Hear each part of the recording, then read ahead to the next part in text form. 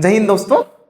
तो हमारा शायद ख़त्म हो गया था ग्राफ वगैरह और कोऑर्डिनेट ज्योमेट्री भी ख़त्म हो गया है।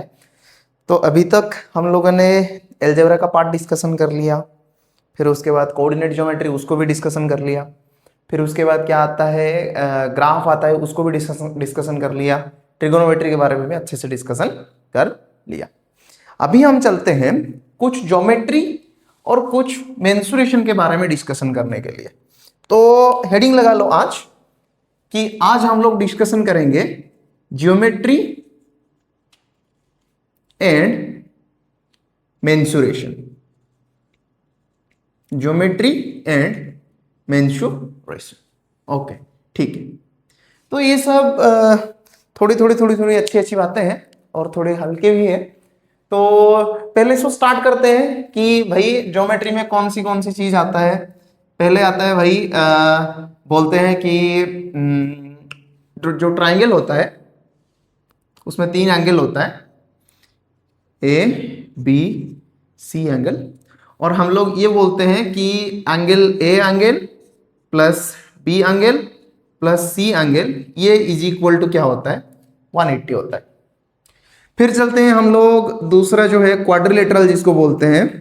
क्वाड्रिलेटरल पे 4 एंगल्स होते हैं, 1 2 3 4, ए बी सी डी। ये चारों एंगल का summation A plus B plus C plus D is equal to 360 degree होता है। ठीक है। अच्छा, तीसरे नंबर पे चलते हैं। क्या कौन सी चीज?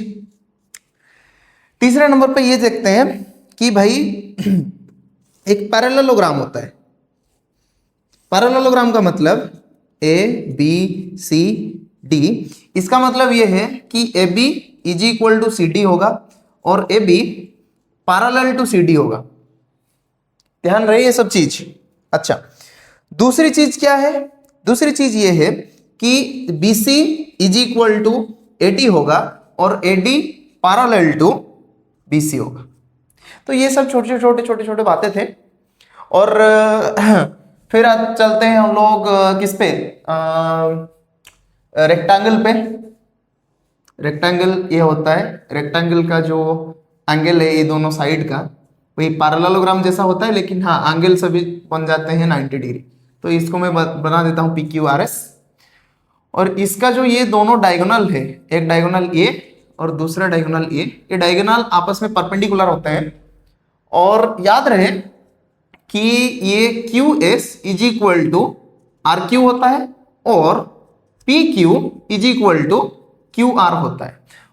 अच्छा, फिर दूसरा चीज हमें क्या देखना है कि P Q is equal to S R, फिर दूसरा है P S is equal to Q R. ये बोलता है रेक्टेंगल। फिर चलते हैं किस पे, स्क्वायर पे। जो स्क्वायर है उसका हर एक साइड सेम ही होता है। स्क्वायर जो है उसका हर एक साइड सेम होता है, मतलब ये भी ए, ये भी ए, ये भी ए और ये भी ए। इसका दोनों डायगोनल भी इक्वल होते हैं, मतलब इसको मैं लिख देता हूं ए बी सी डी। इसका दोनों डायगोनल भी इक्वल होते हैं। अच्छा हाँ, इसका दोनों डायगोनल भी इक्वल है, मतलब यहां पे मैं लिख सकता हूं P R is equal to S Q. अच्छा, तो यहां पे ये भी लिख सकता हूं कि भाई A B is equal to B C is equal to C D is equal to D A. चारों साइड्स इक्वल होते हैं। और याद रहे यहां पे भी डायगोनल दोनों परपेंडिकुलरली बाइसेक्ट कर रहे हैं, मतलब ये इज इक्वल टू ये इज इक्वल टू ये, तो ये चारों सेम ही होता है। ये भी इज इक्वल टू ये होता है, ये इज इक्वल टू ये होता है। ठीक है। तो ये हो गया थोड़ा सा ज्योमेट्री। और एक देखते हैं भाई क्या चीज, और एक चीज देखते हैं। अगर दोनों पैरेलल लाइन से और एक लाइन उनको इंटरसेक्ट कर रहा है और एक लाइन उनको क्या कर रहा है इंटरसेक्ट कर रहा है, तो यहां पे ध्यान देने को ये है कि भाई ये angle is equal to this angle. ये दोनों एंगल इक्वल होंगे है कि नहीं? और ये दोनों एंगल भी इक्वल है, तो मतलब ये एंगल इज इक्वल टू ये इज इक्वल टू ये, और इसके साथ ये भी इक्वल है, तो ये दोनों एंगल भी क्या होंगे, इक्वल होंगे। वैसे ही ये एंगल और ये दोनों एंगल सेम है, ऑपोजिट एंगल्स, और ये एंगल्स और ये एंगल्स दोनों क्या होंगे, सेम ही होंगे। ठीक है, मतलब ये angle is equal to this is equal to this is equal to this. तो ये होता है पैरेलल एंगल्स के लिए। ठीक है, चलो अभी इतना लिख लो, मैं थोड़ा सा साइड हट जाता हूं। मैं थोड़ा सा साइड हट गया, स्क्रीनशॉट ले लो। ले लिया? ठीक है, मैं क्लीन करने जा रहा हूं, लिख लो थोड़ा सा, मैं क्लीन करने जा रहा हूं। ठीक है, चलो आज एकदम बेसिक बेसिक सब आते रहेंगे। तो अभी तो हम लोग मैथमेटिकल टूल्स पे ही चल रहे हैं, और मैं आज थोड़ा सा क्वेश्चंस भी डिस्कशन करूंगा और बुक के बारे में भी बताऊंगा। बुक कौन सी लेनी है, कौन सी नहीं लेनी है, ये सब चीजें भी बताऊंगा। बुक का वैसे एक वीडियो डाल दिया मैंने, बोर्ड के लिए कौन सा बुक लेना है, सीबीएसई पर्टिकुलरली सीबीएसई के लिए कौन सा बुक चाहिए, डाल दिया एक। और देखता हूं कितना आगे हो पाता है, जितना जल्दी हो पाएगा वीडियो में बनाता जाऊंगा। और आप लोग वीडियो देख के कमेंट में बताएं कौन सा चीज़ समझ में आया, कौन सा चीज़ समझ में नहीं आया, क्योंकि अगर आप लोग कमेंट नहीं करोगे तो मुझे कैसे पता चलेगा। सही बात है ना? चलो फिर तो ठीक है। अभी देखते हैं कुछ मेंसुरेशन वगैरह। ज्योमेट्री इतना ही था, बाकी ज्योमेट्री तुम लोगों को मालूम ही है। कुछ मेंसुरेशन देखते हैं जिसमें एरिया, वॉल्यूम वगैरह आता है, पेरीमीटर वगैरह आता है। अच्छा, पहले मान लेता हूं अभी कुछ मेंसुरेशन वगैरह देखते हैं। मेंसुरेशन में पहले तो चीज ले लिया मैंने, स्क्वायर।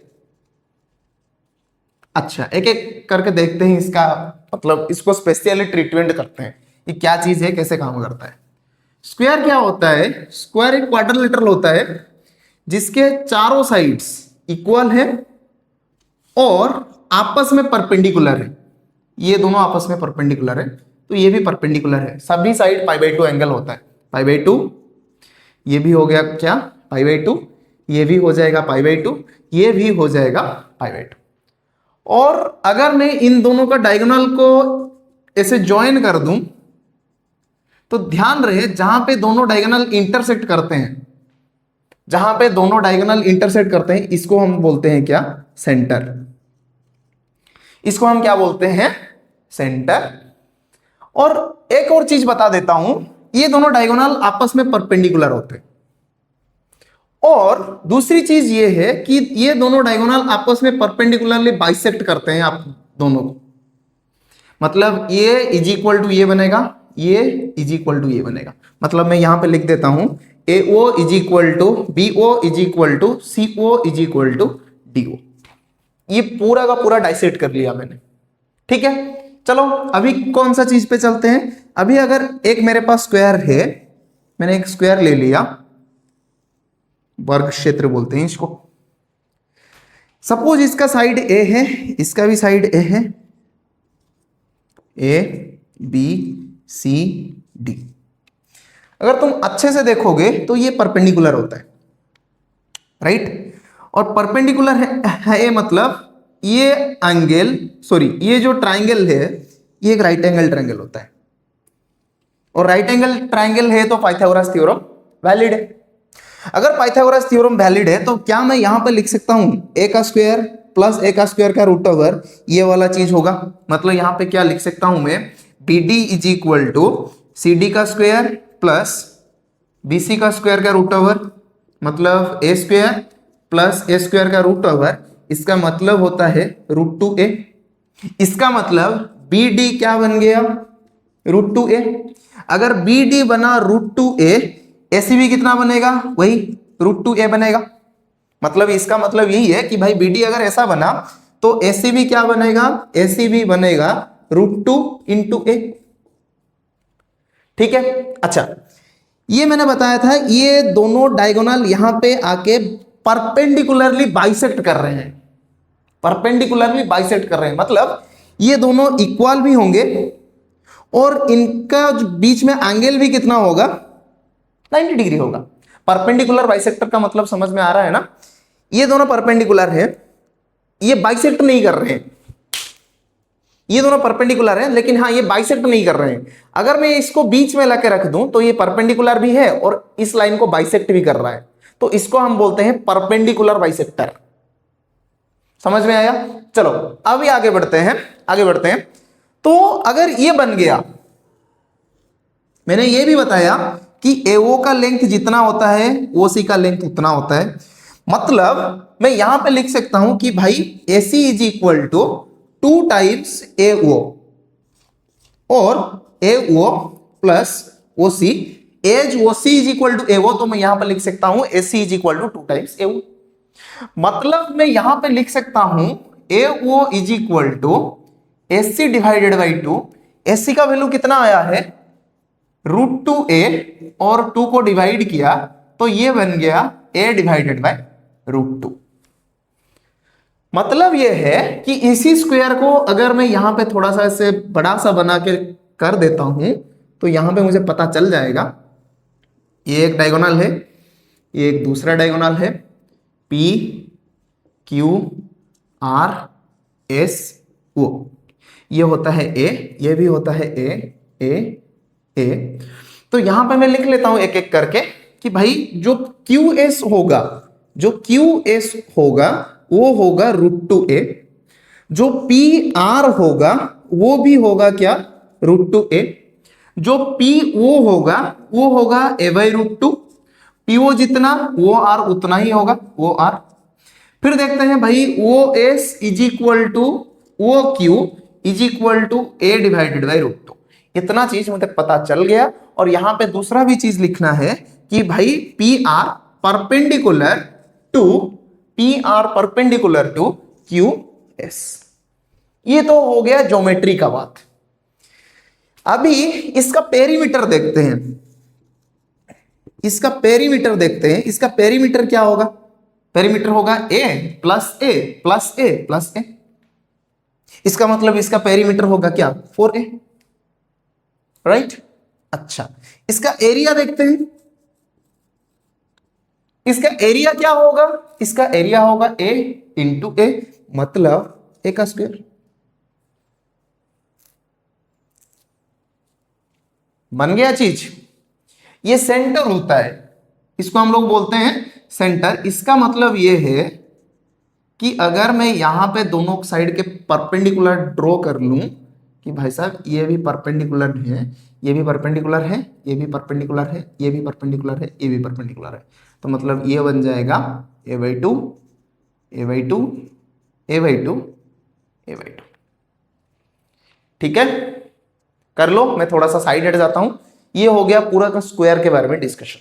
ठीक है, अच्छा लिख लो, अच्छे से लिख लो। मैं साइड हट जाता हूं, पॉज करके लिखना, चेक कर लेता हूं रिकॉर्डिंग चल रहा है कि नहीं, अच्छे से चल रहा है। चलो, ये तो बन गया स्क्वायर, ये बन गया स्क्वायर, और स्क्वायर का पेरीमीटर और एरिया भी मैंने बता दिया। ये सब स्कूल के थोड़े थोड़े से यादें हैं। चलो आगे बढ़ते हैं अभी।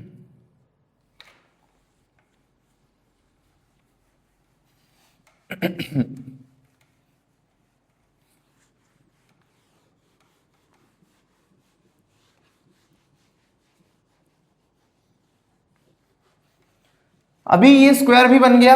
इसके बाद हम लोग चलेंगे किस पे? रेक्टेंगल पे। मैं तुम लोगों को ये भी बता देता हूं कि मेरा ये कोशिश रहेगा कि मैं जितना अच्छे से हो सके उतना अच्छे से पढ़ा पाऊं, लेकिन हाँ तुम लोगों को भी हार्डवर्क तो करना ही पड़ेगा। मतलब क्वेश्चन बैठ के सॉल्व करना, अपना नोट्स खुद बनाना, ये तो तुम लोगों को ही करना पड़ेगा, क्योंकि ये तो मेरी बस की बात भी नहीं है। तुम लोगों के हाथ में कुछ भी नहीं है। तुम जो ऐसे सोच रहे हो ना कि भाई लक भी है मेरे पास, तो भाई लक भी तुम्हारा साथ नहीं देगा अगर तुम लोग ये नहीं करोगे, काम नहीं करोगे। तुम लोगों के हाथ में कुछ भी नहीं है। तुम लोगों के हाथ में सिर्फ एक ही चीज है, तुम लोग सिर्फ और सिर्फ मन लगा के पढ़ाई कर सकते हो। सिलेक्शन भी तुम्हारे हाथ में नहीं है। नीट देख लिया क्या हुआ नीट में, नीट 2026 अभी जो नीट गया है क्या हुआ पता है ना? CUET का भी एग्जाम कैंसल्ड है। तो भाई एजुकेशन सिस्टम हमारा धीरे धीरे कोलैप्स भी कर रहा है, लेकिन हाँ इसमें कर भी क्या, हम भी क्या कर सकते हैं भाई, हम सिस्टम में हैं, तो सिस्टम के हिसाब से हम लोगों को चलना पड़ेगा। ठीक है, चलो टॉपिक पे आते हैं। अभी ये बन गया स्क्वायर। फिर हम लोग आते हैं किस पे? रेक्टेंगल पे। हम लोग आते हैं रेक्टेंगल पे। और रेक्टेंगल क्या होता है? एक पैरेललोग्राम जिसका जो ऑपोजिट साइड से वही दोनों इक्वल हो। मतलब यही है कि हाँ, ए बी सी डी, इसका ये साइड इसके बराबर होता है, ये साइड इसके बराबर होता है। इसको अगर मैं मान लिया ए और ये बन गया बी, ठीक है। अच्छा, इसका अगर मैं डायगोनल देखूं तो एक डायगोनल ये बनता है और दूसरा डायगोनल ये बनता है। अच्छे से देखो, अगर ये ए है ये भी ए बनेगा, अगर ये बी है ये भी क्या बनेगा, बी बनेगा। और मैंने बताया कि भाई चारों जो एंगल है वो कितने डिग्री होते हैं, पाई/2 होते हैं, सभी 90 डिग्री होता है, ठीक है। और ये दोनों जो डायगोनल जो इंटरसेक्ट कर रहे हैं इनका नाम मैं दे देता हूं वो। इसमें भी तुमको ये ध्यान में रखना है कि भाई अगर ये एक रेक्टेंगल है तो मतलब इसका जो डायगोनल है, जो बी डी है, जो बी डी डायगोनल है, इसको अगर तुम ध्यान में देखोगे, ध्यान से देखोगे, ये बनेगा A square plus B square का रूट ओवर। क्यों? क्योंकि भाई ये एक राइट एंगल ट्रायंगल है, B D C, D B C एक राइट एंगल ट्रायंगल है, हाँ कि ना, पहले बताओ। ओके, अच्छा, अगर ये हो गया राइट एंगल ट्रायंगल तो इस पे हम पाइथागोरस अप्लाई कर सकते हैं कि नहीं, कर सकते हैं। चलो, अगर इसमें पाइथागोरस अप्लाई भी कर दिया तो ये बन गया भाई ए स्क्वायर प्लस बी स्क्वायर का रूट ओवर, ये बन गया बी डी। एसी भी कैसे बनेगा भाई, एसी को भी देख लो, एसी भी क्या बनेगा, एडी का स्क्वायर प्लस एबी का स्क्वायर। एसी को भी देखना है ना, तो अगर मैं एसी को थोड़ा सा देखूं, सॉरी, एसी के लिए मुझे लेना पड़ेगा एडी का स्क्वायर प्लस सीडी का स्क्वायर। एडी के लिए, सॉरी, एसी के लिए मुझे लेना पड़ेगा एडी का स्क्वायर प्लस सीडी का स्क्वायर, मतलब ए का स्क्वायर प्लस बी का स्क्वायर का फिर से अगर रूट ओवर ले लूं तो ये मुझे एक दूसरा डायगोनल दे देगा। तो यहां पे ये चीजें जानना जरूरी है कि भाई दोनों diagonal AC is equal to क्या होता है, बीडी होता है, ठीक है। और तीसरा चीज, दोनों डायगोनल आपस में अगेन परपेंडिकुलर होते हैं, दोनों डायगोनल आपस में, यहां पे तो परपेंडिकुलर नहीं बना पाया मैं, लेकिन हाँ आपस में परपेंडिकुलर होते हैं। और परपेंडिकुलर नहीं होते हैं, परपेंडिकुलरली बाइसेक्ट भी करते हैं। इसका मतलब यह है कि वो ए इज इक्वल टू ओ सी होता है और वो बी इज इक्वल टू वो डी होता है, लेकिन दोनों डायगोनल आपस में परपेंडिकुलर है, इसलिए मैंने, सॉरी, दो डायगोनल आपस में इक्वल है, इसलिए मैंने ये साइन भी इंसर्ट कर दिया कि भाई चारों कंपोनेंट्स इक्वल होते हैं। इसका मतलब यह है कि O A is equal to O C is equal to O B is equal to O D, ये क्या होता है, A square plus B square का रूट ओवर डिवाइडेड बाई 2। आ गया समझ में, आ गया समझ में। अच्छा, अगर मैं सेंटर से साइड तक एक परपेंडिकुलर लाइन खींच लूं तो याद रहे ये बन जाएगा b/2, ये बन जाएगा b/2, ये बन जाएगा a/2, ये बन जाएगा a/2, ठीक है। अच्छा, अभी इसका जो एरिया होता है वो क्या होता है, बताओ थोड़ा सा। इसका एरिया तो तुमको पता है, length into breadth. Length into मतलब ब्रेड्थ, मतलब लेंथ होता है a और ब्रेड्थ को हम लोग बोलते हैं b, तो इसका जो एरिया होता है वो एरिया होता है AB, ठीक है। अच्छा, ये तो इसका एरिया हो गया। फिर इसका वो पेरीमीटर, इसका पेरीमीटर क्या होगा, इसका पेरीमीटर होगा 2 टाइम्स a प्लस b, क्योंकि भाई a plus b plus a plus b यही होता है भाई 2 टाइम्स a प्लस b। हो गया काम, लिख लो, ये तो बन गया रेक्टेंगल। तीसरे पे चलते हैं, मैं थोड़ा सा साइड हट जाता हूं, लिख लो, पोज करके लिख लो रेक्टेंगल, पोज करके रेक्टेंगल वाला लिख लो, अच्छे से लिखना, ठीक है।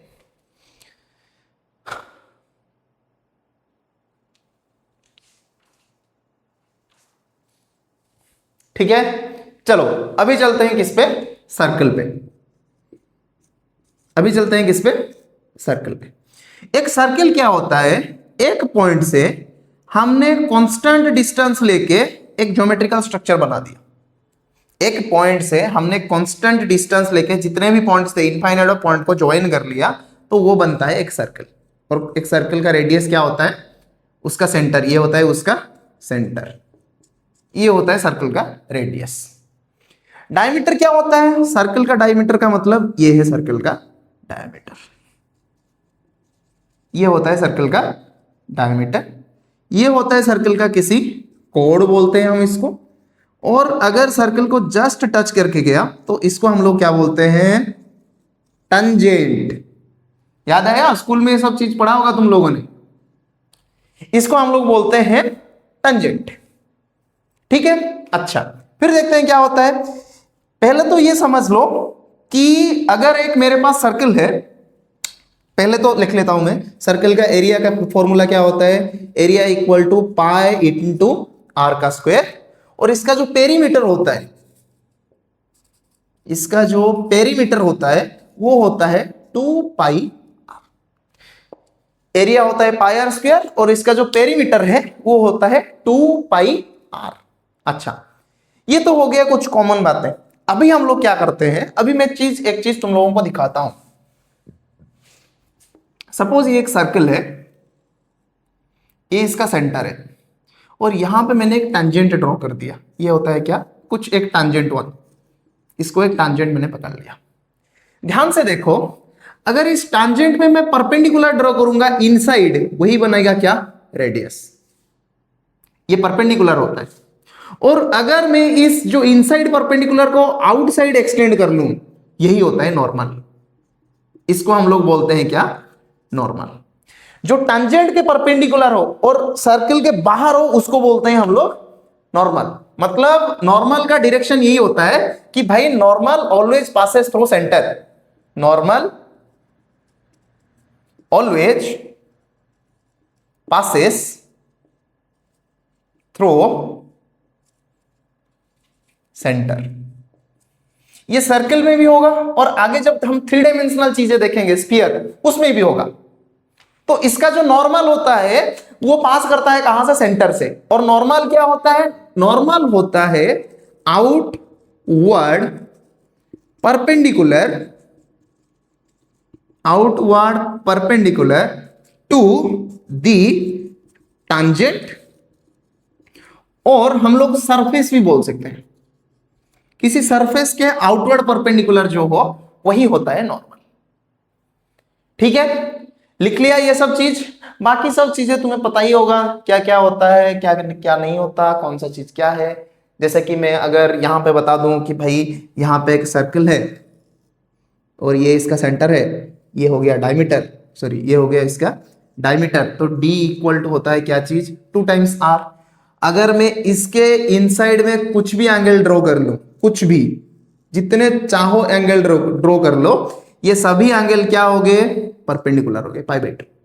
ये एक सर्कल का प्रॉपर्टी भी है, मैं इसको इतना डिटेल में नहीं बताऊंगा। ये लिख लो, ये हो गया क्या, सर्कल, ये हो गया सर्कल का सेंटर। लिख लो, साइड हट जाता हूं थोड़ा सा, लिख लो।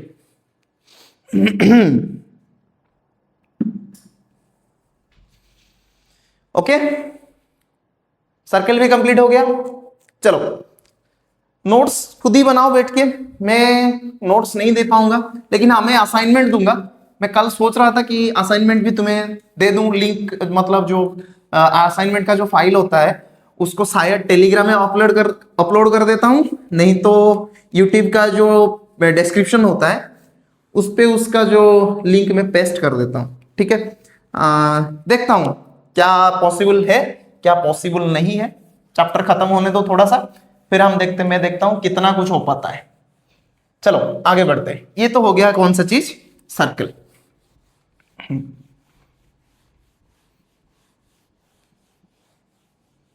ये सब चीज तुमने स्कूल में पढ़ा होगा शायद, ये नॉर्मल तुम्हें नहीं पता होगा, नॉर्मल शायद तुम्हारे लिए नया था। मैं जब भी बोलूं ना कि लिख लो पॉज करके, और मैं साइड हट जाता हूं थोड़ा सा, तभी पॉज करके या तो स्क्रीनशॉट ले लो या फिर पॉज करके लिखना स्टार्ट कर दो, तभी नोट्स बना पाओगे। ठीक है, चलो ये हो गया क्या चीज, ये बन गया हमारा सर्कल वाला चीज। चलो अभी आगे बढ़ते हैं ट्रायंगल पे। और ट्रायंगल पे पहले आता है, क्या इसका स्पेलिंग है, रुको थोड़ा सा मैं लिख देता हूं, स्केलिन ट्रायंगल। स्केलिन ट्रायंगल, इसका मतलब यह है कि ना तो इसका साइड इक्वल है और ना ही इसका एंगल इक्वल है, कुछ भी इक्वल नहीं है इसका। मतलब इसको ऐसे बना देता हूं, एक ये बन गया एक सिलेंडर एंगल। ये हो गया एंगल ए, ये बन गया एंगल बी, ये बन गया एंगल सी। तो यहां पे तुमको ध्यान देना है कि भाई ये होता है एंगल बी, ये होता है एंगल ए, ये होता है एंगल सी। जो ए के सामने वाला साइड हो उसको हम लोग बोलते हैं स्मॉल ए, जो बी के सामने वाला साइड है उसको बोलते हैं हम लोग स्मॉल बी, जो सी के सामने वाला साइड है उसको हम लोग बोलते हैं स्मॉल सी। तो स्केलिन ट्रायंगल में क्या होता है, ना तो एंगल ए बराबर होता है बी के और ना ही बी एंगल बराबर होता है सी के। ये तो हो गया पहला। दूसरा क्या है, small a is not equal to small b is not equal to small c. ये तीनों साइड भी आपस में इक्वल नहीं होंगे, ये तीनों साइड भी आपस में इक्वल नहीं होंगे। ठीक है, अच्छा फिर चलते हैं क्या होता है क्या नहीं। फिर हम लोगों ने फिर एक सोचा कि भाई चलो इसका पहले से पेरीमीटर निकाल देते हैं। पहले इसका पेरीमीटर निकाला। पेरीमीटर निकालने के लिए भाई A plus B plus C divided, sorry A plus B plus C होता है इसका पेरीमीटर। ठीक है, अभी इसका एरिया निकालना था, जिसके लिए हम लोगों ने हॉरोन्स फॉर्मूला के यूज सीखा होगा तुम लोगों ने स्कूल में। इसका एरिया के लिए हमें एक फॉर्मूला बताया गया था, S into S minus A into S minus B into S minus C. S into S minus A into S minus B into S minus C का होल रूट ओवर।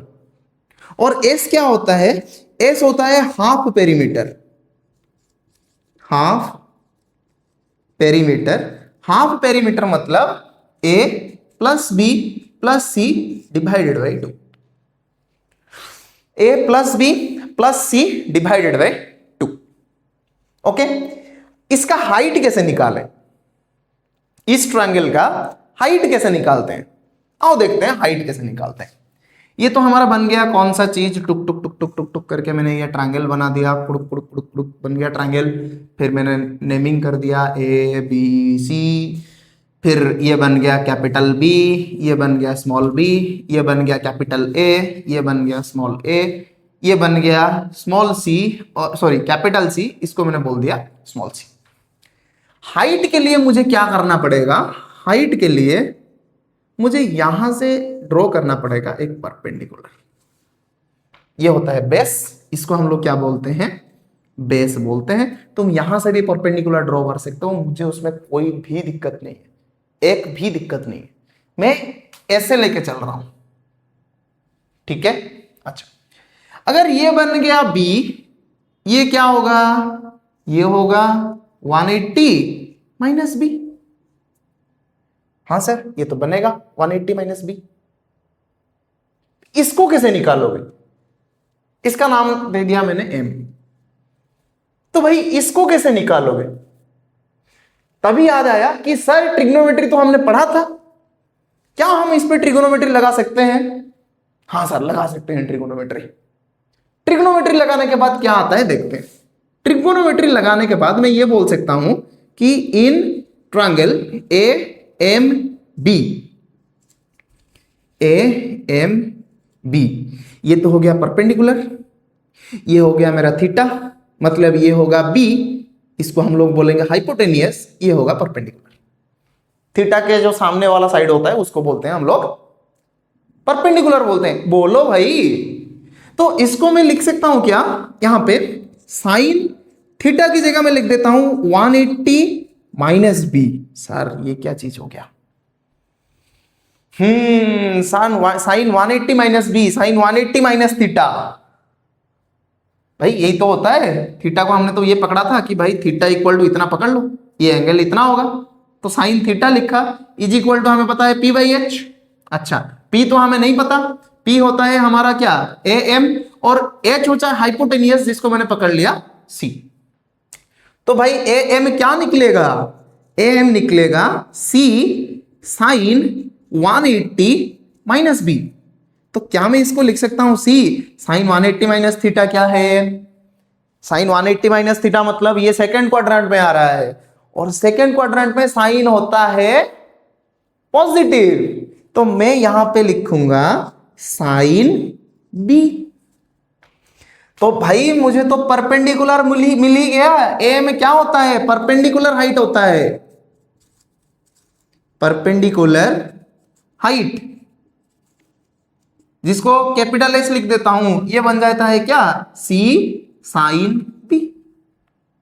तो भाई अभी तो मैं ट्रायंगल का एरिया भी निकाल सकता हूं। ट्रायंगल का एरिया का फॉर्मूला जनरली क्या होता है, हाफ बेस इंटू हाइट। तो ये बन गया हाफ बेस इंटू हाइट।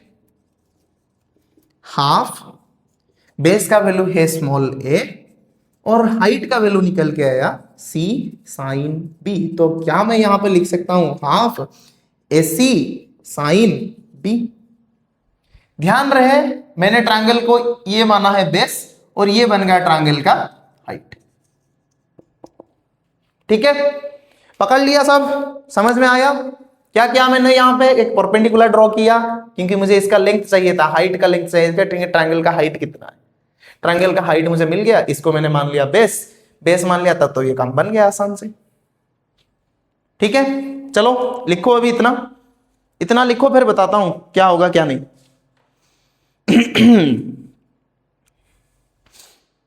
लिख लिया, पॉज करके लिखना है। रिकॉर्डिंग चल रहा है कि नहीं, अच्छे से चल रहा है भाई। चलो क्लीन कर देता हूं, पॉज करके लिखना है, पॉज करके लिखना है भाई साहब। ठीक है, चलो क्लीन कर दूं। चलो अभी ये बन गया स्केलिन ट्रायंगल। फिर हम लोग चलेंगे जो आइसोस्केल ट्रायंगल होता है जिसमें दो साइड इक्वल होता है, उसको बोलते हैं आइसोस्केल ट्रायंगल। जिसमें दोनों साइड क्या होता है, इक्वल होता है, उसको हम लोग बोलते हैं आइसोस्केल ट्रायंगल। फिर देखते हैं क्या होता है आइसोस्केल ट्रायंगल पे।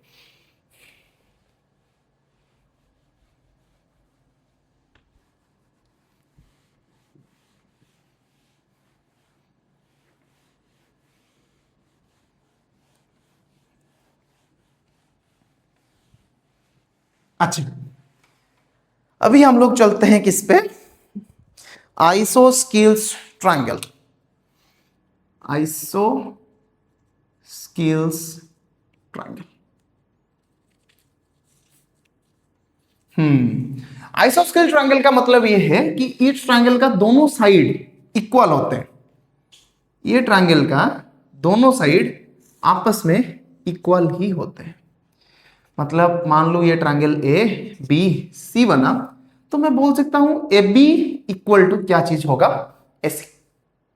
और ये मान लिया कि भाई ये होता है स्मॉल ए, ये भी होता है स्मॉल ए, इसको मैंने मान लिया स्मॉल बी। इसका मतलब ये है कि ये जो एंगल है और ये दोनों जो एंगल है, ये दोनों एंगल इक्वल टू होंगे। ये अगर अल्फा हुआ तो ये भी क्या होगा, अल्फा होगा। और सबसे बढ़िया बात, अगर मैं इस ट्रायंगल का हाइट ड्रॉ करता हूं तो ये क्या करेगा, देखो अच्छे से क्या करेगा। अगर मैं इस ट्रायंगल का हाइट ड्रॉ कर लेता हूं, सीधा हो जा भाई, इसका हाइट ड्रॉ कर देता हूं, ये होता है इसका हाइट। तो थोड़ा सा अगर मैं स्कूल ज्योमेट्री के बारे में सोचूं तो ये दोनों साइड्स इक्वल टू बन जाएंगे। मतलब ये बन जाएगा b/2, ये भी बन जाएगा क्या, b/2। दिखाई दे रहा है, इतना छोटा सा है, देख देता हूं थोड़ा सा, सॉरी, हाँ दिखाई तो दे रहा है, b/2 ओके, ये बन जाएगा b/2। अभी इसका हाइट मुझे कैसे निकालना है, ये तो 90 डिग्री हो गया, ये पता है ना b/2 होता है। प्रूफ करूं, अरे नहीं प्रूफ रहने देता हूं, ठीक है। चलो अभी क्या देखता हूं मैं कि भाई इसका हाइट कैसे निकालें, इसका हाइट कैसे निकलेगा, इसका हाइट कैसे निकलेगा। अच्छा, मतलब यहां पे एक ट्रायंगल बन गया AMC ट्रायंगल, ट्रायंगल AMC। क्या मैं यहां पे लिख सकता हूं b/2 का होल स्क्वायर प्लस h का square is equal to a का स्क्वायर। तो क्या यहां पे मैं लिख सकता हूं h का square equal to a square minus b square by 4। क्या मैं यहां पे लिख सकता हूं h is equal to 4a square minus b square का रूट ओवर डिवाइडेड बाई 2। भाई यही तो इसका हाइट है। ये एक राइट एंगल ट्रायंगल था AMC राइट एंगल ट्रायंगल था। मैंने क्या किया यहां पे, मैंने यहां पे डाल दिया पाइथागोरस थ्योरम। इसका स्क्वायर प्लस इसका स्क्वायर, ये है इसका हाइपोटेनियस, इसका स्क्वायर होगा। तो यहां से मैंने h का वैल्यू निकाल लिया, यही होता है। इसका एरिया का फॉर्मूला क्या होगा? एरिया, अभी अगर मैं इसका एरिया लिखूं तो भाई ये होता है half height into base. Height कितना निकला है यहां पे? हाफ हाइट निकला है 4a² माइनस बी स्क्वायर का root over divided by 2 into B. तो क्या मैं इसको लिख सकता हूं 4a² minus B square divided by 4 into B. ये बन जाएगा इसका क्या? एरिया का फॉर्मूला बन गया। यही है इसका एरिया का फॉर्मूला। ठीक है, चलो हाइट को ऐसे भी निकाल सकते हैं, हाइट नहीं तो एक दूसरा और से भी निकाल सकते हैं। कैसे निकालते हैं? अगर मुझे ये एंगल मालूम है तो क्या मैं उसी एएमसी ट्रायंगल में लिख सकता हूं sine alpha is equal to P by H. Sine theta का वैल्यू कितना होता है भाई? Perpendicular upon hypotenuse. तो यही तो है इसका परपेंडिकुलर, यही तो है इसका हाइपोटेनियस। मतलब क्या साइन अल्फा को मैं लिख सकता हूं a डिवाइडेड बाई एच, और मुझे क्या चाहिए? मुझे हाइट चाहिए भाई, सॉरी, क्या मैं इसको लिख सकता हूं h by A, perpendicular upon hypotenuse. Perpendicular है h, हाइपोटेनियस है a। तो क्या मैं इसको लिख सकता हूं h is equal to a sine alpha? यहां से भी निकल सकता है, इसको भी लिख सकते हैं भाई। तो इसका एरिया, दूसरा फॉर्मूला इसका क्या निकल आएगा? Area equal to half base into height. तो इसका होगा हाफ, बेस तो इसका b ही है, और h निकल आया a साइन अल्फा। तो क्या मैं इसको लिख सकता हूं area equal to half a b sine alpha. ध्यान रहे, ये अगर अल्फा हो तो ये अगर अल्फा हो, ये एंगल क्या होगा? ये एंगल होगा 180 माइनस 2 अल्फा। ठीक है, ये तो बन गया इसका एरिया। अभी चलते हैं इसके पेरीमीटर पे। ये तो बहुत ही इजी है। पेरीमीटर मतलब साइड का समेशन होता है। साइड क्या है? एक है a, दूसरा है a और तीसरा है b। मतलब इसका पेरीमीटर बनेगा 2a प्लस b। ये होता है इसका पेरीमीटर। ठीक है, ये बन गया कौन सा चीज? आइसोस्केल्स ट्रायंगल, जिसमें दोनों साइड आपस में इक्वल होते हैं और दोनों एंगल भी इक्वल होते हैं। उसके जो साइड के सामने वाला दोनों एंगल है वो दोनों इक्वल होते हैं। ठीक है, लिख लो। ये बन गया आइसोस्केल्स ट्रायंगल। चलो अभी जो लास्ट वाला ट्रायंगल है, नहीं अभी तो लास्ट वाला नहीं है, चलते हैं अभी क्लीन कर देता हूं, निपटा दूं। ठीक है, ये बन गया आइसोस्केल्स ट्रायंगल। अभी जो लास्ट नहीं, एक तीसरा वाला ट्रायंगल है। पहले तो देखा हमने स्केल्स ट्रायंगल जिसमें कोई भी साइड इक्वल नहीं होता है और कोई भी एंगल इक्वल नहीं होता है। अभी देखते हैं हम लोग, अभी देखा आइसोस्केल्स ट्रायंगल जिसमें दोनों साइड इक्वल होते हैं। और अभी एक तीसरा ट्रायंगल है जिसको मैं बोलता हूं इक्विलैटरल ट्रायंगल। जिसको मैं क्या बोलता हूं? Equilateral triangle. Equilateral triangle, equilateral triangle. अच्छा, इसमें क्या है? इक्विलैटरल ट्रायंगल क्या है समझो। इक्विलैटरल ट्रायंगल क्या है? एक ऐसा ट्रायंगल जिसका तीनों के तीनों साइड इक्वल हो। तीनों के तीनों साइड इक्वल हो, मतलब इसको नाम दे दिया मैंने a, ये हो गया b, ये हो गया c। ये side equal to this side, equal to this side. मतलब भाई ये एंगल हो गया 60 डिग्री, ये भी हो गया 60 डिग्री, और ये भी बन जाएगा 60 डिग्री। या तुम 60 डिग्री को पाई बाई 6 भी लिख सकते हो, सॉरी पाई बाई 3 भी लिख सकते हो, पाई बाई 3 भी लिख सकते हो, इसमें कोई दिक्कत वाली बात नहीं है। अच्छा, इसमें बहुत सारे चीज हमको जानना है। क्या क्या चीज जानना है? पहले तो साइड को पकड़ लो, ए ए ए। फिर दूसरा बात क्या है कि भाई इसका पहले तो बताओ पेरीमीटर क्या होगा। पहले तो पेरीमीटर निकालना बहुत आसान है, पेरीमीटर बन गया 3। एरिया निकालने के लिए हम लोग क्या करेंगे? एरिया का तो वही फॉर्मूला है भाई, half base into height, half. Base तो मुझे पता है ये होता है ए, एच का वैल्यू कहां से लाए? तो एच का वैल्यू के लिए मुझे यहां से एक परपेंडिकुलर फिर से ड्रॉ करना पड़ेगा, और यहां पे वही चीज है, ये भी बन जाएगा हाफ, ये भी बन जाएगा अदर हाफ। इसका मतलब ये बन जाएगा a/2, ये बन जाएगा a/2, और ये बन गया मेरा 90 डिग्री। और अगर मैं इसको नाम दूं m, फिर लिखूं इन ट्रायंगल AMC, AMC, क्या मैं यहां पे लिख सकता हूं AM का स्क्वायर प्लस CM का square is equal to AC का स्क्वायर, और AM होता है मेरा क्या, हाइट का स्क्वायर, प्लस CM का स्क्वायर क्या बन जाएगा, a²/2 का स्क्वायर होता है 4, और ये बन जाएगा क्या चीज, a का स्क्वायर, मतलब h का square equal to a² minus a²/4। तो यहां पे क्या मैं लिख सकता हूं इसको, 4a² माइनस a²/4, इसका मतलब 3a²/4। इसका मतलब यहां से मुझे हाइट भी मिल गया, h is equal to √3/4 into a, और क्या मैं यहां को लिख सकता हूं, ये यहां पे ये लिख सकता हूं √3a/2, क्या मैं इसको ऐसे भी लिख सकता हूं? तो हाइट मुझे मिल गया, तो मुझे यहां पे एरिया भी मिल जाएगा।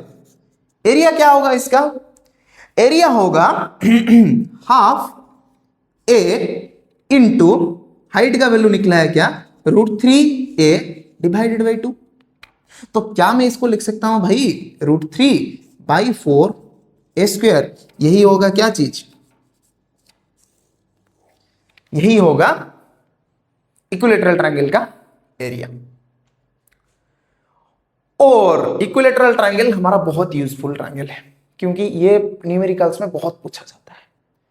तो देखो यहां पे क्या क्या होता है इक्विलैटरल ट्रायंगल का, एक दूसरा चीज चलता हूं मैं, वही इक्विलैटरल ट्रायंगल, एक बड़ा सा ट्रायंगल इक्विलैटरल ट्रायंगल बना देता हूं ताकि तुमको समझ में आए। ये बन गया, सपोज ये बन गया मेरा इक्विलैटरल ट्रायंगल। इसका मतलब ये होता है A, ये होता है B, ये होता है C। एग्री? ओके।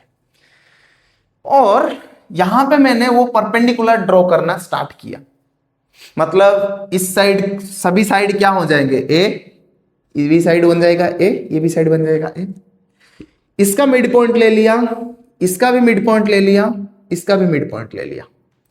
अगर मैं इन सब को ज्वाइन करना स्टार्ट करता हूं, तो एक चीज यहां पे तुम लोगों को ध्यान में रखना है कि भाई साहब ये चारों परपेंडिकुलर होंगे, ये तीनों परपेंडिकुलर होंगे, और इस side equal to this side, ये साइड भी इक्वली बाइसेक्ट हो जाएगा, और ये साइड भी इक्वली बाइसेक्ट हो जाएगा। सिर्फ साइड्स बाइसेक्ट नहीं होंगे, एंगल भी बाइसेक्ट हो जाएगा। इसका मतलब this angle is equal to this angle, this angle is equal to this angle, this angle is equal to this angle. मतलब हर एक चीज हाइट है, सभी चीजों का लेंथ यहां पे नाम दे देता हूं मैं P Q S। तो BP का जो वैल्यू है वही होगा AS का वैल्यू, वही होगा CQ का वैल्यू, और हाइट ऑलरेडी हम लोगों ने कैलकुलेट कर दिया था, तो ये होगा √3a डिवाइडेड बाई 2। ये बन गया मेरा हाइट।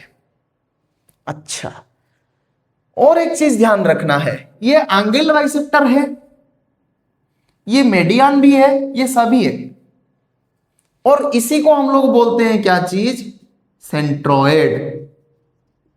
इसको हम लोग बोलते हैं क्या चीज, सेंट्रोइड। ये होता है C।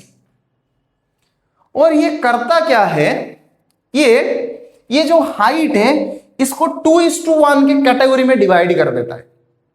मतलब ये बन जाएगा दोनों पार्ट, ये बन गया एक पार्ट। मतलब मैं इक्वल 3 पार्ट में तोड़ दूं इस हाइट को, तो ये 2:1 में डिवाइड कर देता है। मतलब ये बन जाएगा 2, ये बन जाएगा 1, फिर ये बन जाएगा 2, फिर ये बन जाएगा 1, ये बन जाएगा 2, ये बन जाएगा 1। 2:1 में डिवाइड कर देता है। अगर मैं अभी निकालना चाहूं कि भाई AC का लेंथ क्या है और CS का लेंथ क्या है, तो मुझे तो पता है AC plus CS is equal to क्या होता है, AS। अगर ये 2 पार्ट बना है और ये एक पार्ट बना है, क्या मैं इसको लिख सकता हूं 2 + 1 इज इक्वल टू एस का मुझे वैल्यू पता है √3a डिवाइडेड बाई 2। इसका मतलब 3 part equivalent to √3a divided by 2। एक पार्ट कितना होगा, एक पार्ट होगा √3a डिवाइडेड बाई 2 × 3, ये बन गया 2√3, मतलब ये बन जाएगा a डिवाइडेड बाई 2√3। और दो पार्ट का मीनिंग क्या होगा, ये एक पार्ट है, दो पार्ट का मतलब 2 × a डिवाइडेड बाई 2√3, 2 कैंसिल बन जाएगा, तो ये बन जाएगा a डिवाइडेड बाई √3। इसका मतलब AC का लेंथ जो है ये है a डिवाइडेड बाई √3, और ये जो लेंथ है इसका वैल्यू है a डिवाइडेड बाई 2√3। ये सभी, ये दोनों पार्ट इक्विवेलेंट टू दिस, ये एक पार्ट इक्विवेलेंट टू दिस, और इसी को हम लोग बोलते हैं सेंट्रॉइड। ये चीज हमारे लिए बहुत यूजफुल है, इतना ज्यादा यूजफुल मैं अभी बता नहीं सकता, बहुत यूजफुल है। ध्यान से देख लो, ध्यान से देख लो। मिल गया सब कुछ, मैं साइड हट जाता हूं थोड़ा सा, एरिया भी मिल गया, सब कुछ पता चल गया इक्विलैटरल ट्रायंगल के बारे में। चलो अभी आगे बढ़ते हैं, बढ़ते हैं आगे। ये वाला ट्रायंगल सबसे इंपॉर्टेंट था, बता दिया कितना हो सकता है इसका। चलो क्लीन कर लूं, साइड हट जाता हूं थोड़ा सा, क्लीन कर लूं यहां पे। चलो क्लीन कर भी लेता हूं। ये बन गया इक्विलैटरल ट्रायंगल, और परपेंडिकुलर ट्रायंगल जो होता है वो तुमको सब कुछ पता है उसके बारे में, मैं उसके बारे में इतना डिटेल में नहीं बताऊंगा। और किस पे जाना है देखता हूं अभी क्या क्या चीज है। हाँ नोट्स लिखा है मैंने, उसी नोट में देख के ही बता रहा हूं, मतलब कुछ कंटेंट ना छूट जाए।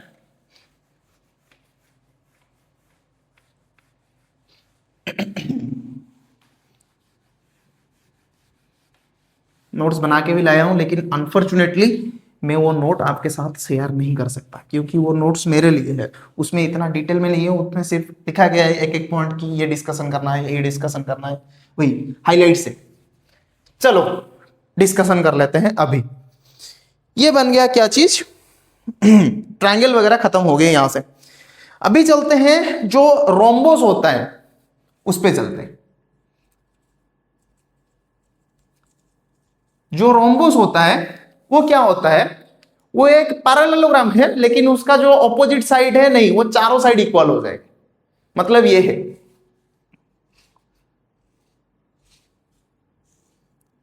ये होता है रोम्बस, PQRS, और इसका दो डायगोनल होगा, एक डायगोनल होगा ये D1 और दूसरा एक डायगोनल होगा क्या चीज D2। इसमें इतना डिटेल में जानने का जरूरत नहीं है हमें, हम लोग सिर्फ इसका एरिया जानेंगे एंड क्या जानेंगे भाई, एरिया जानेंगे और पेरीमीटर ही जानेंगे। साइड इक्वल होते हैं चारों के चारों साइड। और यहां पे मैं एक चीज बता देता हूं कि इसका जो एरिया आता है वो एरिया होता है half into D1 into D2, दोनों डायगोनल का मल्टीप्लीकेशन होता है। और फिर क्या चीज है, और है एक पेरीमीटर। पेरीमीटर वही, इसका पेरीमीटर बनता है भाई, पकड़ लो इसको A, ये भी हो गया A, तो इसका पेरीमीटर बन गया 4 × A। ये हो गया क्या चीज, रोम्बोस। इसके बाद चलते हैं हम लोग पैरेललोग्राम। पैरेललोग्राम ये भी इंपॉर्टेंट है, पैरेललोग्राम इसको भी जानने की कोशिश करेंगे थोड़ा सा। पैरेललोग्राम में वही चीज, साइड इक्वल होते हैं लेकिन चारों साइड इक्वल नहीं होते हैं। PQRS, this side is equal to this side और this side is equal to this side, और ये दोनों एंगल, ये एंगल और ये एंगल इक्वल है, ये एंगल और ये एंगल इक्वल है। ठीक है, अच्छा इसका भी मान लिया, सपोज ये एक डायगोनल बन गया D1 और दूसरा एक डायगोनल कौन सा चीज बन गया D2। हाँ डायगोनल इंटरसेक्ट करेगा, मतलब बाइसेक्ट करेगा, परपेंडिकुलरली बाइसेक्ट नहीं करेगा लेकिन बाइसेक्ट करेगा, मतलब ये पार्ट इस पार्ट के इक्वल हो जाएगा और ये पार्ट इस पार्ट का इक्वल हो जाएगा। इसमें भी वही, ये पार्ट दिस पार्ट का इक्वल और ये पार्ट इस पार्ट का इक्वल बन जाएगा। ठीक है, चलो अभी देखते हैं इसमें क्या क्या चीज और ऐड ऑन कर सकते हैं। ठीक है, इसका भी वही एरिया क्या चीज है, इसका भी एरिया वही बनेगा हाफ d1 इंटू d2। अगर मैं इस साइड को a पकड़ लूं और इस साइड को b पकड़ लूं, फिर इसका पेरीमीटर भी क्या बन जाएगा, इसका पेरीमीटर भी बन जाएगा 2 times a plus b, 2 times a plus b. ये बन गया इसका क्या, पेरीमीटर। ठीक है, शायद ये हाफ d1 d2 नहीं होगा, ये d1 d2 ही होगा, या हाफ होगा। एरिया ऑफ पैरेललोग्राम, रुको मुझे थोड़ा सा चेक करने दो, ये मुझे याद नहीं आ रहा है इतना। लिखो आप लोग, मैं थोड़ा सा चेक कर लेता हूं यहां पे।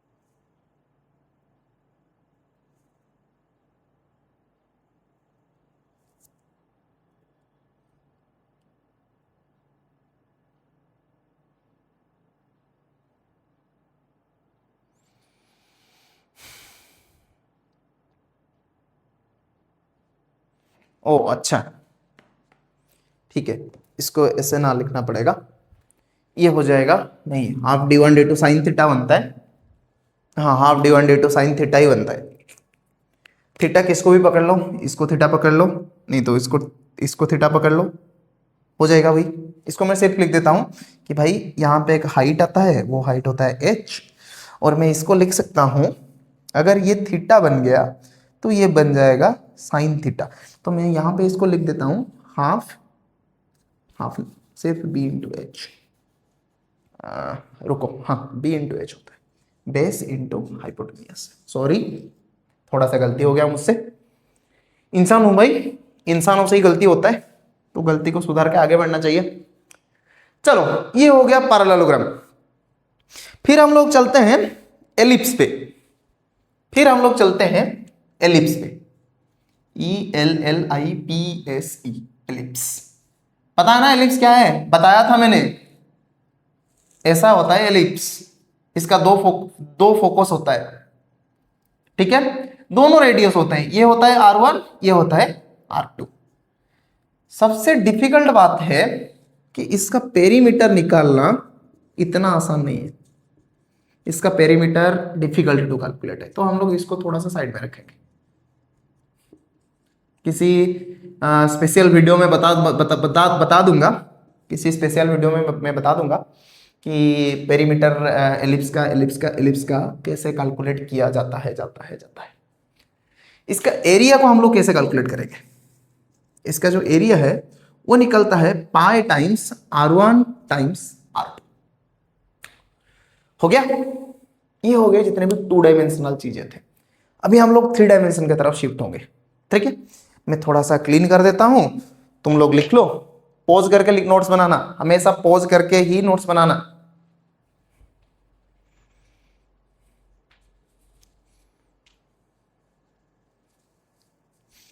चलो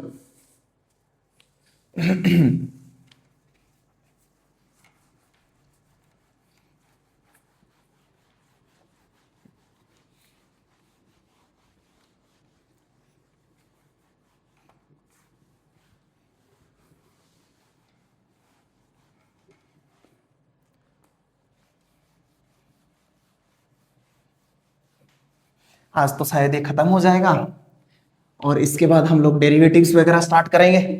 ठीक है, अभी चलते हैं 3 डायमेंशनल चीजों पे, 3 डायमेंशनल चीजों पे चलते हैं। पहला होता है क्या, क्यूब। पहला क्या होता है, क्यूब। क्यूब मतलब जो डाइस होता है वो एक क्यूब होता है।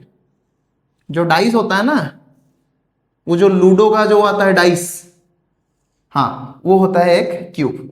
और क्यूब का क्या है, लेंथ भी है ए, इसका ब्रेड्थ भी है ए, और इसका हाइट भी है ए। इसका मतलब इसका वॉल्यूम जो है वो आएगा A into A is equal to A का क्यूब। बन गया। Surface area of one face, surface area of one face, एक फेस का कितना सरफेस एरिया होगा, जो इस साइड का सरफेस एरिया है, जो हमारी तरफ है, ये जो साइड है ना, नेम मी में कर देता हूं, A B C D E F G H, जो ये ए बी सी डी है ये हमारे तरफ है, इसका एरिया क्या होगा, इसका एरिया हो जाएगा भाई लेंथ इंटू ब्रेड्थ, मतलब ए का स्क्वायर। टोटल सरफेस एरिया कितना होगा, टोटल सरफेस एरिया कितना होगा बताओ। टोटल सरफेस एरिया होगा 6 टाइम्स ए स्क्वायर। ठीक है। अच्छा, इसमें क्या होता है, सब डायगोनल होता है, सब डायगोनल होता है। जो सब डायगोनल होता है वो किसी का भी फेस पकड़ लो, सपोज मैंने ये एबी का फेस पकड़ लिया, ये होता है एबी फेस। ये जो एबी का फेस होता है ना, ए बी सी डी, पूछा है इसका डायगोनल का लेंथ बताओ, ये तो है ए, ये है ए, तो ये बन जाएगा √2 ए, क्योंकि ए स्क्वायर प्लस ए स्क्वायर का रूट ओवर √2 टाइम्स ए, तो ये सब डायगोनल होता है √2 ए। और एक दूसरा चीज होता है जिसको हम लोग बोलते हैं मेन डायगोनल। मेन डायगोनल कैसे बनाते हैं, देखो ये क्यूब है, सॉरी ये क्यूब है, बना दिया मैंने यहाँ पे क्यूब, एक जैसे तैसे करके कोशिश करके यहाँ पे क्यूब मैंने बना दिया। मान लो ये है ए बी, ये होता है सी, ये होता है डी, और इसको भी मान लिया P Q R into S. अगर मैं वो पीछे का जो कॉर्नर है वहां से एक परपेंडिकुलर इस कॉर्नर तक ड्रॉ करूं, तो ये हो जाएगा मेन डायगोनल। ये हो जाएगा क्या चीज, मेन डायगोनल। याद रखो क्यूब में सब डायगोनल कितने होते हैं, ये जो एक फेस है इसमें 2 सब डायगोनल होते हैं। टोटल फेस कितने हैं, 6, तो एक क्यूब में टोटल सब डायगोनल कितने होता है, टोटल सब डायगोनल कितने होते हैं, 12। टोटल मेन डायगोनल कितने होंगे, पहले तो भाई ए बन जाएगा 1, यहां से आऊंगा 2, आर से जाऊंगा बी, एस से आऊंगा सी, मतलब चारों मेन डायगोनल बन रहे हैं, 4 मेन डायगोनल। तो इसमें मेन डायगोनल कितने होते हैं, मेन डायगोनल बनते हैं क्या, 4।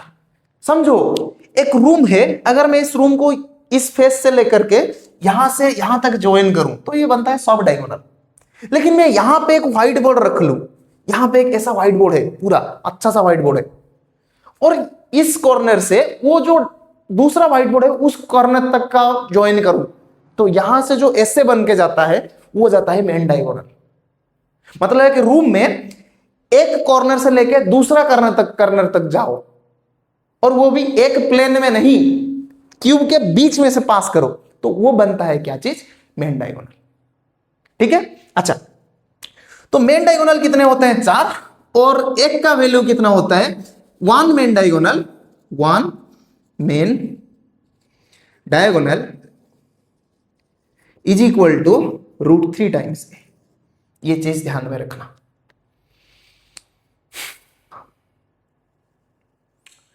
समझ में आया, हो गया चीज। तो टोटल सरफेस एरिया इतना होता है। टोटल कितने सरफेस होते हैं, टोटल सरफेस होते हैं 6, टोटल सरफेस कितने होते हैं, 6। ठीक है, चलो ये तो बन गया क्यूब। अभी चलते हैं क्यूबॉइड में, अभी चलते हैं हम लोग क्यूबॉइड में। लिख लिया, मैं साइड हट जाता हूं, पॉज करके लिख लेना, पॉज करके लिख लेना, पॉज करके लिखना है। ठीक है, चलो भाई क्यूबॉइड में भी ऐसे ही बनेगा। क्यूबॉइड में क्या होता है कि भाई तीनों side height length breadth, length, breadth and height ये तीनों इक्वल नहीं होते हैं, ये तीनों अलग अलग होते हैं। ठीक है, चलो एक ईट होता है, ईट ईट ईट ब्रिक। ए ब्रिक होता है क्या? क्यूबॉइड। एक ब्रिक होता है क्या चीज? क्यूबॉइड। अच्छा चलो एक ब्रिक क्या बनता है? क्यूबॉइड। क्यूबॉइड को कैसे बनाते हैं? देखो क्यूबॉइड, क्यूबॉइड कैसे बनता है? क्यूबॉइड ऐसे बनता है, ऐसे बना लिया, दो रेक्टेंगल ले लो, दोनों को थोड़ा पास पास में ऐसे ऐसे करके रख लो और फिर इन दोनों को ज्वाइन कर लो, ये बन जाएगा एक ईट। यहां पे लिखा होता है लक्ष्मी ईटा। चलो ये होता है इसका लेंथ जो कि होता है ए, ये होता है इसका ब्रेड्थ, ये होता है बी, और ये होता है इसका हाइट जो कि होता है एच। और इसका एरिया क्या निकलता है? इसका एरिया निकलता है ए इंटू बी इंटू एच। ठीक है, इसका एक फेस का सरफेस एरिया नहीं निकाल सकते ऐसे ऐसे करके। कितने सरफेस होते हैं? 6 सरफेस होते हैं, ए बी सी डी, इसको ना दिया ई एफ जी एच। तो भाई कितने सरफेस होंगे? 6 सरफेस होंगे। ये जो हमारे तरफ जो सरफेस है उसका सरफेस एरिया कितना होगा? ए इंटू एच। और इसका पीछे वाला जो है उसका भी वही होगा, ए इंटू एच। क्यों? क्योंकि इस लेंथ भी होगा ए और ये हाइट होगा एच, तो इन दोनों का अगर मैं मल्टीप्लाई कर लूं तो फिर ये फिर बन जाएंगे ए इंटू एच। समझ में आया? अच्छा, इस साइड में देखो बी है और एच है, बी है और एच है, और इस साइड में भी वैसे बी होगा और एच होगा, दोनों होंगे इस साइड में भी। अगर इन दोनों का मैं सरफेस एरिया निकालूं, इसका भी होगा बी इंटू एच, इसका भी होगा बी इंटू एच, तो मैं यहां पे लिख लेता हूं इस साइड का सरफेस एरिया निकलता है ए एच, पीछे वाला जो साइड है इसका भी निकलता है ए एच, इस साइड का जो निकलता है वो होता है बी एच, और इस साइड का होता है क्या? B into h. अभी क्या चीज निकालना है? अभी नीचे वाला, एक नीचे है और एक ऊपर है, इन दोनों का निकालना है। इन दोनों का कैसे निकालेंगे? नीचे वाला हो गया देखो ये ए और ये है बी, तो ये हो गया ए बी, और ऊपर वाला जो है ये जो सरफेस वाला ए बी ई एफ, ये वाला जो है ये निकलेगा ए बी। इन चारों को अगर मैं मिला लूं तो टोटल सरफेस एरिया क्या हो जाएगा? Total surface area 2 times a h plus a b plus plus b h बन गया टोटल। हाँ, इसका भी डायगोनल बनेगा, इसका भी मेन डायगोनल, सब डायगोनल सभी बनेगा, लेकिन मैं अभी के लिए वो सारा चीज डिस्कशन नहीं करता हूं। ठीक है, ये इसका मेन डायगोनल भी बनेगा, सब डायगोनल भी बनेगा, बहुत सारे चीज इसका भी बनेंगे। ठीक है, हाँ मेन सब डायगोनल ये बनेगा, ये होगा क्या? ए स्क्वायर प्लस एच स्क्वायर का रूट ओवर, इसका भी बनेगा, सभी चीजें बनेंगे, सभी चीजें बनेंगे। हाँ, इसका मेन डायगोनल अगर लिखना चाहो तो लिख लो, मेन डायगोनल क्या बनता है? मेन डायगोनल ये बनता है कि भाई साहब A square plus B square plus H square का पावर, यही बनता है इसका मेन डायगोनल। ठीक है, चलो अभी आगे बढ़ते हैं, क्यूबॉइड हो गया। अभी चलते हैं तीसरे पे, स्फीयर। स्फीयर एक 3 डायमेंशनल चीज है, तो 3 डायमेंशनल चीजों को ऐसे डिनोट करते हैं। इसका एक सेंटर होता है कि नहीं? होता है।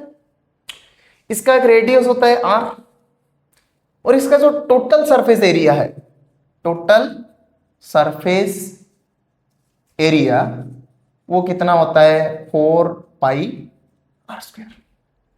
और इसका जो वॉल्यूम होता है, इसका जो वॉल्यूम होता है वो होता है 4/3 पाई r क्यूब। इसका टांजेंट के लिए एक लाइन नहीं खींच सकते, इसका टांजेंट के लिए प्लेन भी एक लाइन है, मतलब एक लाइन भी एक टांजेंट है, एक प्लेन भी इसका टांजेंट प्लेन होता है। ठीक है, अगर इसका मैं क्रॉस सेक्शन ले लूं तो मुझे एक सर्कल मिलेगा। ठीक है, अच्छा ये बन गया क्या? स्फीयर। और जो हमारा आज का लास्ट चीज है वो होता है क्या चीज? सिलेंडर। नहीं भाई, कौन भी है, सॉरी ये लास्ट चीज नहीं है, देख लेता हूं एक बार। हाँ कौन भी है, सॉरी कौन भी है भाई साहब। सिलेंडर। सिलेंडर कैसे होता है, ऐसे होता है एक सिलिंड्रिकल का स्ट्रक्चर, सिलेंडर का स्ट्रक्चर। मतलब इसका एक एक्सिस होता है, ये एक्सिस से इसका रेडियस होता है r। तो अगर मैं सिलेंडर का वॉल्यूम निकालना चाहूं, सिलेंडर का वॉल्यूम है ये जो साइड है, इसका एरिया हो जाएगा क्या, पाई आर स्क्वायर। और सिलेंडर का अगर लेंथ है l, तो इसका जो वॉल्यूम निकलेगा वो हो जाएगा pi R square. Okay, surface area निकालते हैं, आओ सरफेस एरिया निकालते हैं इसका। सरफेस एरिया इसका कैसे निकालेंगे, एक तो ये एरिया होता है, एक दूसरा ये एरिया होता है, एक तीसरा एक कर्व वाला एरिया होता है। कैसे निकालोगे, बताओ बताओ बताओ, कैसे निकालोगे। सरफेस एरिया हो जाएगा इसका 2πRL,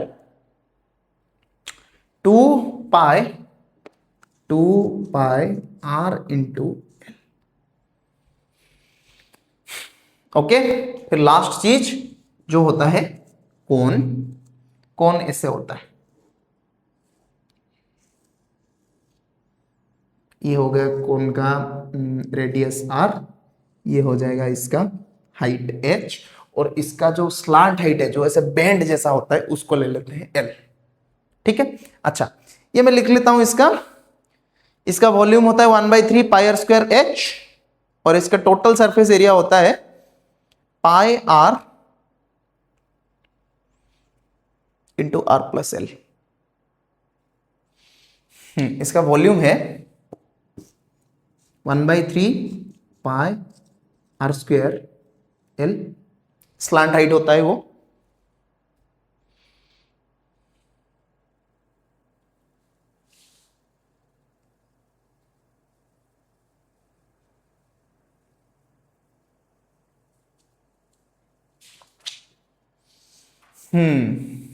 पाई आर स्क्वायर एल या एच होता है, नहीं ये एच होगा, 1/3 पाई आर स्क्वायर एच।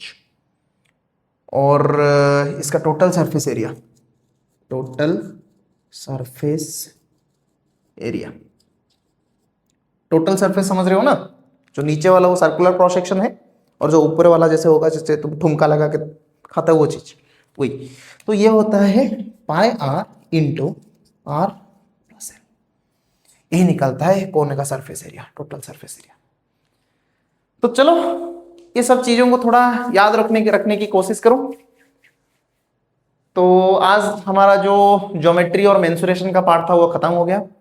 कल से हम लोग कैलकुलस पे चर्चा करेंगे, डेरिवेटिव वगैरह, डेरिवेटिव का कुछ एप्लीकेशन, फिर उसके बाद पढ़ेंगे इंटीग्रेशन, उसके बाद जाके मैथमेटिकल टूल्स खत्म होगा। ठीक है, तो अभी 2-3 क्लासेस या 4-5 क्लासेस पकड़ के चलो, 4 क्लासेस तो मिनिमम।